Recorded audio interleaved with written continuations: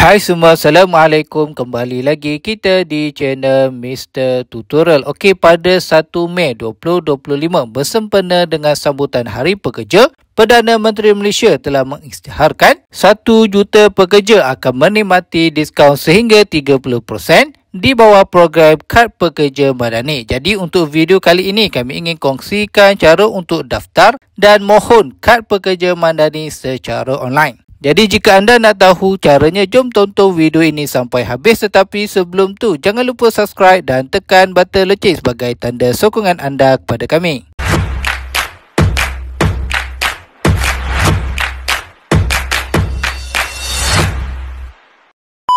So, pertama sekali anda perlu buka Google di telefon anda.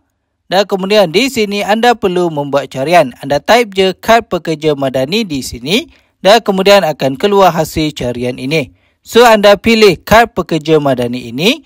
Dan kemudian akan keluar paparan website utama Kad Pekerja Madani ini. So, apa yang anda perlu buat? Anda perlu daftar akaun Kad Pekerja Madani terlebih dahulu.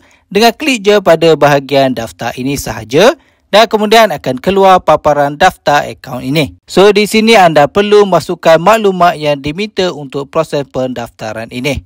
So, anda perlu masukkan maklumat nombor kad pengenalan anda di sini. Dan kemudian anda perlu masukkan nama penuh anda di bahagian nama penuh ini. Dan kemudian anda perlu masukkan alamat email anda yang aktif dekat bahagian email ini. Okey. Lepas tu anda scroll ke bawah sikit. Dan di sini anda perlu ciptakan kata laluan bagi akaun Kad Pekerja Madani anda ini. Lepas tu anda tik je pada kotak kecil ini sebagai tanda persetujuan anda bagi terma dan syarat pembukaan akaun Kad Pekerja Madani ini. Lepas tu anda klik je pada bahagian daftar ini. Dan kemudian akan keluar paparan ini dengan serta dekat sini bagi tahu pendaftaran berjaya. Sila log masuk menggunakan nombor kad pengenalan anda dan menggunakan kata laluan yang didaftar. So, apa yang anda perlu buat? Anda perlu login masuk je ke akaun Kad Pekerja Madani anda dengan menggunakan nombor kad pengenalan anda dan juga kata laluan yang anda ciptakan tadi. So, anda perlu masukkan nombor kad pengenalan anda di sini dan masukkan kata laluan yang anda ciptakan tadi di sini. Lepas tu, anda klik pada log masuk ini. Dan kemudian akan keluar paparan ini dan anda akan nampak nama beserta nombor kad pengenalan anda kat bahagian atas ini. Dan di bahagian bawah ni anda akan nampak senarai kedai-kedai yang anda layak untuk mendapat diskaun bila anda membuat pembelian. Okey, so dekat sini ada banyak senarai nama kedai kan. So, anda boleh pilih mana-mana kedai yang anda nak pergi. So, cara nak mohon Kad Pekerja Madani senang je. Anda klik je pada bahagian mohon sekarang ini dan kemudian akan keluar paparan permohonan ini. So, anda klik je pada bahagian permohonan baru ini dan kemudian akan keluar paparan maklumat peribadi ini. So, di bahagian bawah ni anda perlu masukkan maklumat yang diminta. So, anda perlu masukkan maklumat peribadi anda di bahagian bawah ini. Okey. Lepas tu anda scroll ke bawah dan anda perlu masukkan alamat tetap anda di bahagian ini. Lepas dah masukkan maklumat alamat tetap anda scroll ke bawah dan anda perlu masukkan alamat surat menyurat anda di bahagian bawah ini. Lepas dah siap semuanya, anda scroll sikit ke bawah dan anda klik pada bahagian seterusnya ini. Dan kemudian akan keluar paparan maklumat kesatuan ini. So, di sini anda perlu masukkan maklumat kesatuan anda yang anda telah join. Kesatuan ni macam kesatuan pekerja ataupun union di tempat kerja anda.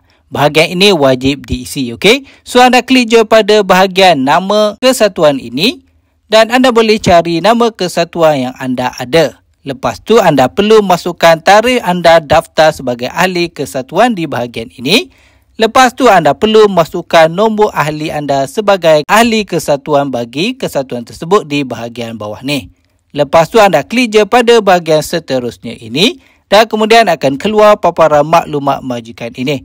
So, dekat sini anda perlu masukkan maklumat majikan yang anda bekerja di bahagian bawah ni.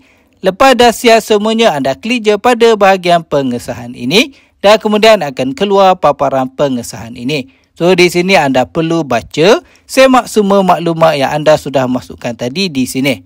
Jika semua maklumat yang dipaparkan di sini dah betul, anda klik je pada bahagian hantar dan kemudian akan keluar paparan pengesahan maklumat ini. So, yang ini anda klik je pada bahagian hantar.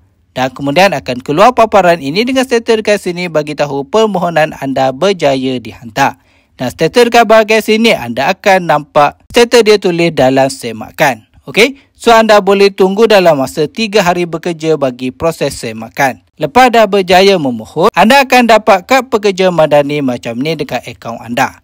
So anda boleh menikmati diskaun sehingga 30% di mana-mana kedai terpilih yang anda boleh membuat pembayaran ataupun pembelian. So senangkan caranya. Jadi setakat ini saja perkongsian kami untuk kali ini. Jangan lupa subscribe dan tekan button loceng sebagai tanda sokongan anda kepada kami. Jumpa lagi dalam next video. Assalamualaikum.